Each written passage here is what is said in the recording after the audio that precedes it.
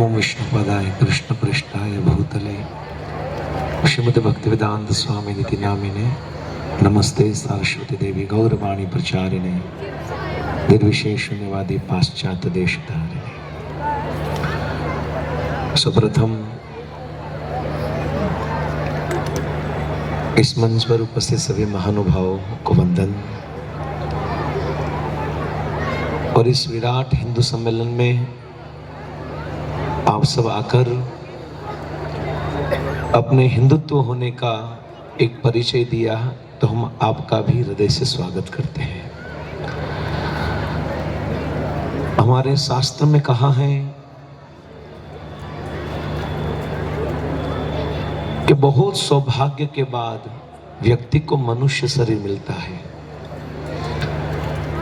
हमने सुनते आए हम कि 84 लाख प्रकार के शरीर हैं। पानी में रहने वाले 9 लाख, 20 लाख पेड़ पौधे, 10 लाख कीड़े मकोड़े, 11 लाख पक्षी और 30 लाख प्रकार के पशु। ये हमारे शास्त्र में हमारे आचार्यों ने पहले ही 84 लाख 84 लाख स्पीसीज का वर्गीकरण किया है। तो उन सब के क्रम को तोड़ते हुए धीरे धीरे धीरे अनेक शरीर का परिवर्तन करने के बाद हमें मनुष्य शरीर मिलता है। तो मनुष्य शरीर अति बड़ भाग मानुष्य तन पाया। हमने सुना है दुर्लभम मानुषम जन्मम तदापि अध्रु अर्थदम। परंतु मनुष्य शरीर मिलने के बाद भारत देश में जन्म मिलना यह सबसे बड़ा सौभाग्य है। और भारत देश में जन्म लेना यह सौभाग्य है। उससे भी महत्वपूर्ण है कि इस हिंदू संस्कृति और हिंद देश में हिंदू बनकर रहना यह सबसे बड़ा महासौभाग्यशाली चीज है। तो अति सौभाग्य के साथ ही हम यहाँ पर आए हैं, क्योंकि हमारे नंद किशोर जी ने बहुत सुंदर अपना वक्तव्य हमारे सामने, हमारे आंखें को जागृत करने के लिए, हमारे हृदय, हमारे मन, बुद्धि, वाणी को जागृत करने के लिए बहुत सुंदर सूचन दिए, उपदेश दिए। हम सब जानते हैं और हमारे शास्त्र में भी एग्जाम्पल है कि हम छोटी छोटी अग्नि जलाकर रखेंगे तो पानी या हवा की लहर उन सबको दूर कर देगी। छोटी छोटी आग अगर हम जलाकर रखेंगे तो पवन उनको उखाड़ कर फेंक देगी। पर आपको कुछ नहीं कर सकते। वैसे ही अगर हम सब अपने आप को अलग अलग रूप से बांट दिए, जैसे एक आग 7 हो जाए तो दुनिया का कोई पवन उनको मिटा नहीं सकता, वैसे ये सब आग इकट्ठा करके हम सब हिंदू एक हो जाए तो दुनिया की कोई ताकत हमें कुछ नहीं कर पाएगी। तो बस हमने अपने अलग अलग जो दायरे में हम अपने बंधे हैं, तो थोड़ा वो दायरे को तोड़कर हम सब एक हो जाए। और इसी उद्देश्य के साथ ये सुंदर आयोजन किया गया है। तीसरी बात, हमारी माताएं जब यहाँ पर सुंदर नृत्य या कोई परफॉर्मेंस प्रेजेंट कर रही थी,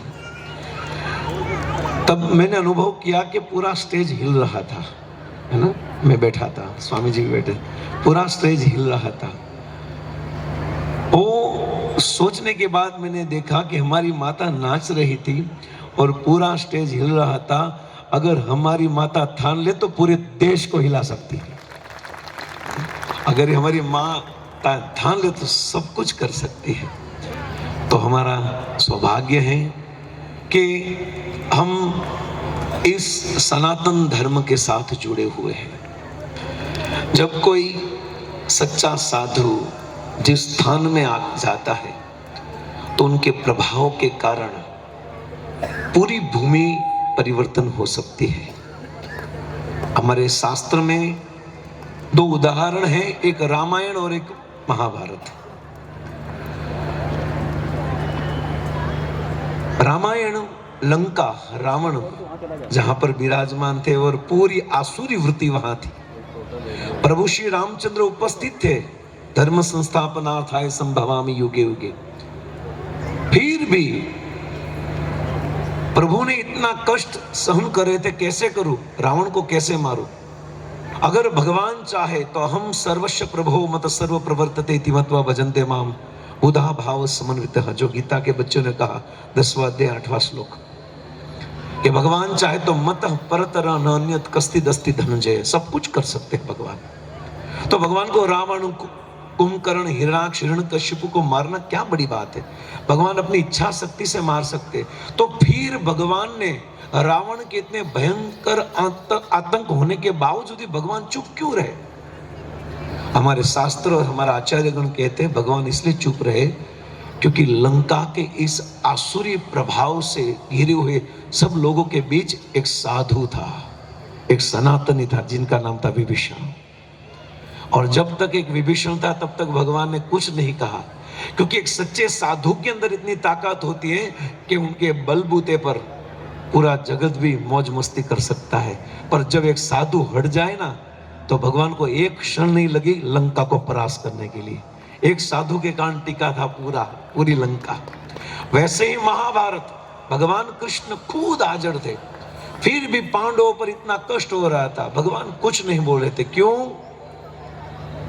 क्योंकि कौरव पक्ष में एक अच्छा व्यक्ति था जिनका नाम था विदुर। और जब तक विदुर महाभारत यानी कौरव के साथ जुड़े हुए थे तब तक भगवान चुप थे।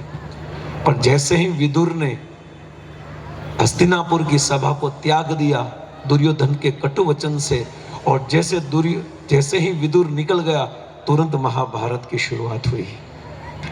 तो हमारे साधु के अंदर ताकत है। हम जो जी रहे मौज मस्ती करे वो साधु के कारण ही कर रहे हैं, उनके कारण ही हमारा अस्तित्व है।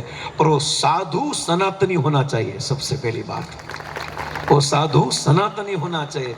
उनके रोम रोम में हिंदू के एक एक श्वास निकलनी चाहिए बस। तो एक चीज हमने देखी, एक साधु के कारण सब कुछ परिवर्तन हो सकता है। और फिर हमारे सर जी ने एंकरिंग बहुत एकदम जैसे हिल रहा था, पूरा स्टेज जो बोलते हैं ना, पूरा स्टेज हिल रहा था। और सब हिंदू ऐसे ही होने चाहिए, जिनकी पड़कार सब लोग के कान में अंदर आकर अपने हृदय में फिट हो जाए, ऐसे ही आवाज होनी चाहिए। तो उन्होंने विवेकानंद जी के विषय में कहा। हमारे गुरुजन कहते हैं कि विवेकानंद जी गए थे, हम सब जानते हैं, विदेश में, और हमारे सनातन धर्म ग्रंथ गीता को लेकर गए थे। और वहां पर एक सभा लगी थी, वहां पर सभी अलग अलग धर्म के अनुयायी और जो मेन थे वक्ता, उनको बुलाया था अपनी पुस्तकें लेकर। तो विवेकानंद जी टाइम के पंचुल थे, हम सब जानते हैं, वो सबसे पहले आ गए और उन्होंने अपना धर्म ग्रंथ गीता को रख दिया पहले, क्योंकि जो जिस विषय पर बोलने वाले हैं उनके ग्रंथ को वहां पर चुप रखना था। तो गीता को रख दिया और अन्य लोग आए जो विदेशी थे, जो अलग अलग अपने अपने धर्मों को लेकर आए थे।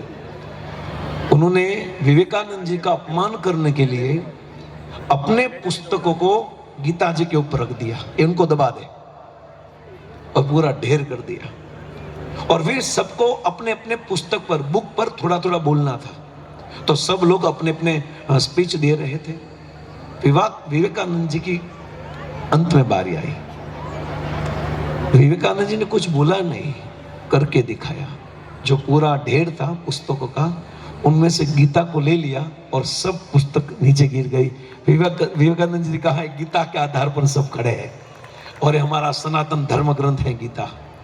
और ये बच्चों जो यहाँ पर बहुत सुंदर रूप से अपने गीता का प्रस्तुतिकरण किया, ये हमारे फक्र की बात है कि हमारे हिंदू समाज के ऐसे लोग हमारी सनातन धर्म ग्रंथ गीता का प्रचार कर रहे हैं। इनको सैल्यूट करना चाहिए, क्योंकि इनकी बहुत आवश्यकता है वर्तमान समय में। तो ये बात हमने सुनी। ऐसे ही एक संत थे, जैसे विवेकानंद जी थे, वैसे एक संत है जिनका नाम था भक्तिवेदांत स्वामी।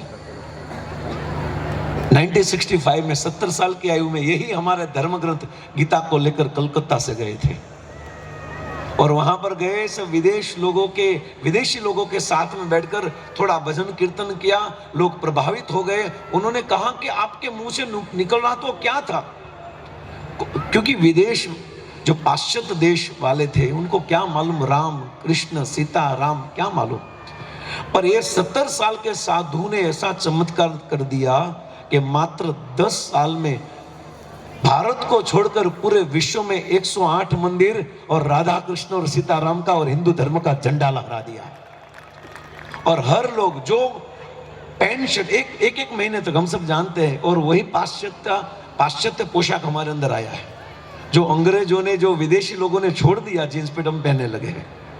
हमारे पोशाक नहीं है, हमारा परिवेश नहीं है, परंतु उनका जो निकाला हुआ हम पहन रहे। पर ये 70 साल के साधु ने क्या किया देखो, वहां जाकर लंदन में प्रेस कॉन्फ्रेंस था और उनको पूछा कि स्वामी जी, आपके भारत देश में जो जो चीज थी सब हमने तो ले ली, अब क्यों आए हो यहां पर? बोले एक चीज छूट गई, आप छूट गई एक चीज भूल गए। अरे नहीं, कुछ नहीं भूले, सब जो महत्वपूर्ण और अमूल्य चीज थी सब हमने ले ली। बोले एक चीज छूट गई। बोले कौन सी?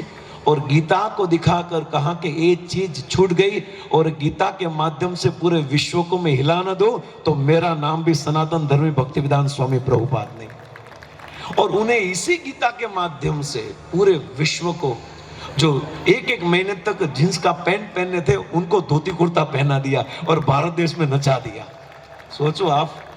और जो माताएं थी, आप सब जानते हो कि विदेश की माताओं का जो कल्चर कैसा है, जो पूरा कपड़ा पहनती नहीं थी, पर ये हमारे सनातन धर्म के साधु भक्तिवेदांत स्वामी श्री प्रभुपाद जी ने क्या चमत्कार किया कि विदेशी महिला को वो जीन्स पैंट और आधा कपड़ा निकालकर उन्होंने हमारे भारत देश की साड़ी पहना दी है साधु ने। ये चमत्कार है। हाथ में से सोना निकालना वो चमत्कार नहीं है, पर व्यक्ति को सनातन धर्म बनाना यही सबसे बड़ा चमत्कार है।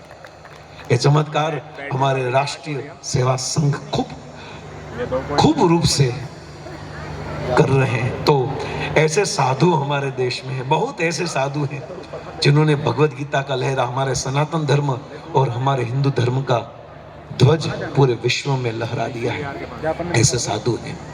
और ये सौभाग्य हमें भी मिला था 12 दिसंबर को, इसी अगली लास्ट 12 दिसंबर को हमें लंदन के ब्रिटिश पार्लियामेंट में world book of record Gita के ऊपर दिया गया था, लंदन के पार्लियामेंट में।